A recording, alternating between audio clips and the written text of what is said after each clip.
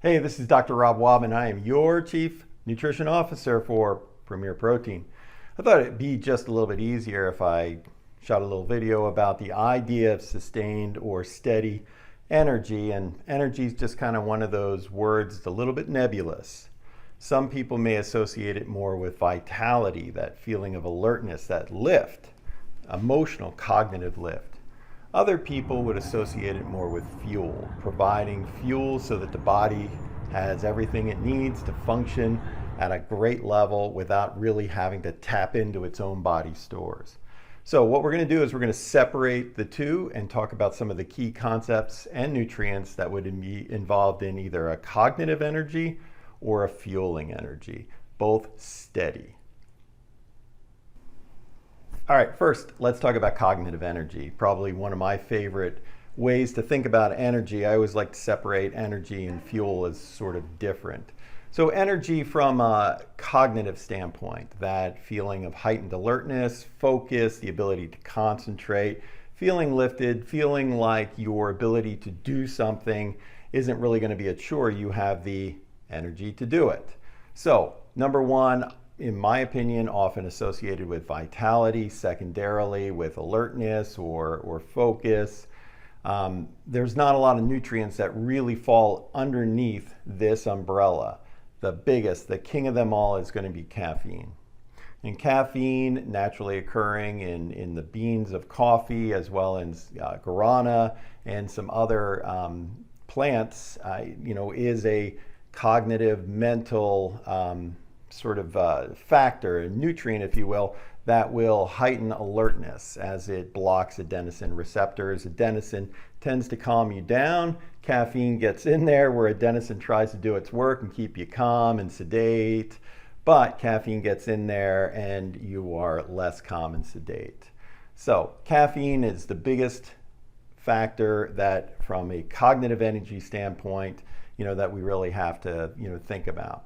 Other nutrients that are often associated with energy drinks, also energy pills, thermogenics, fat burners, and so forth, all discussing how they elevate metabolism, elevate energy metabolism.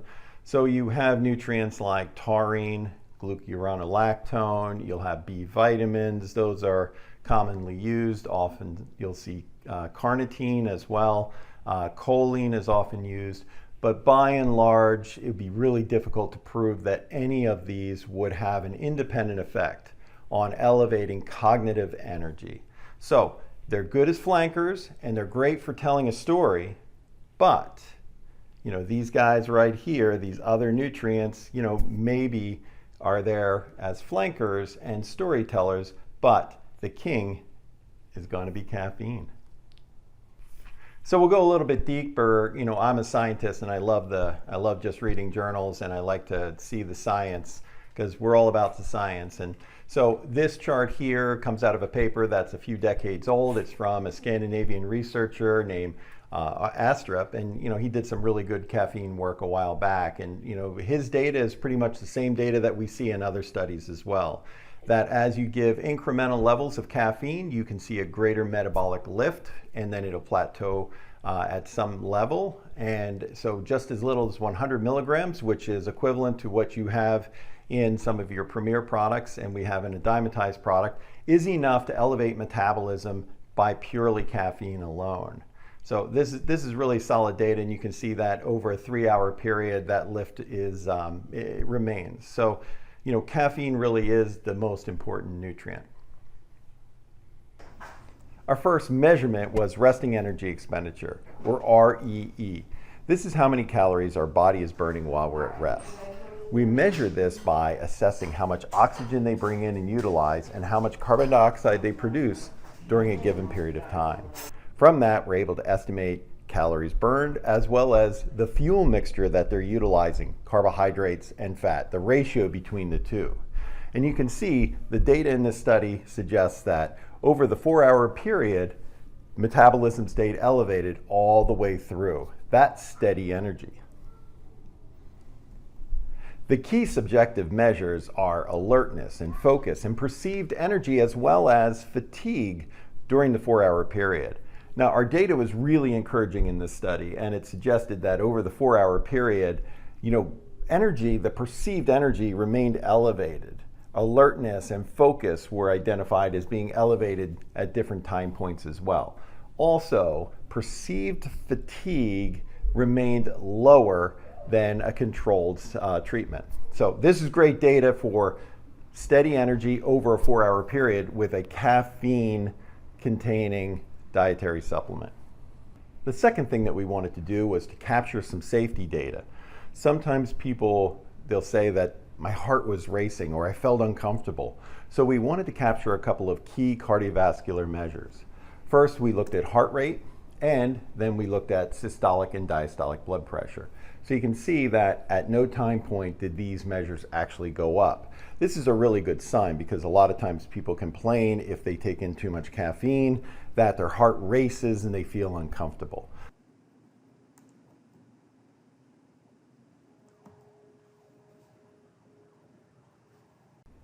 Now let's take a look at steady energy from a fuel standpoint. When we're talking about fuel, we're talking about the digestive tract and the distinct segments of the digestive tract. First, the stomach. The stomach is the major regulator as to how fast nutrients can be absorbed into the body. The stomach serves as depot, and it's a vat of acid. How quickly food and its nutrients can move through the stomach into the small intestine is a key regulator.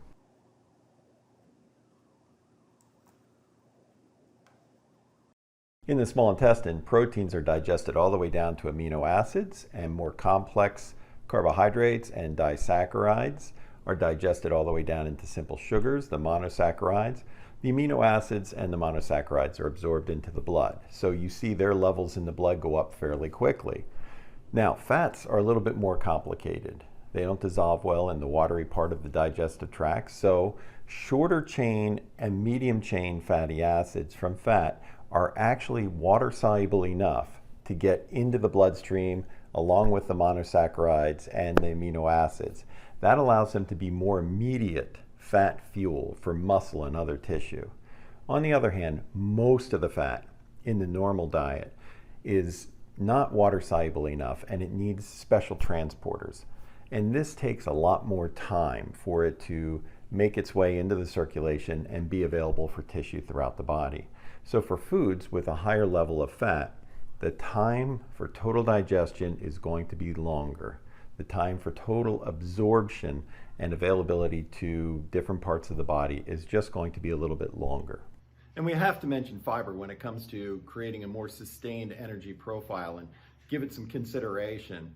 So viscous soluble fibers such as beta-glucan from barley and also psyllium fiber can create gels in the stomach and slow the absorption of carbohydrate-based glucose. This is great news for type 2 diabetics as it creates a more sustained entry of glucose into the bloodstream and creates a better glycemic profile for them over time.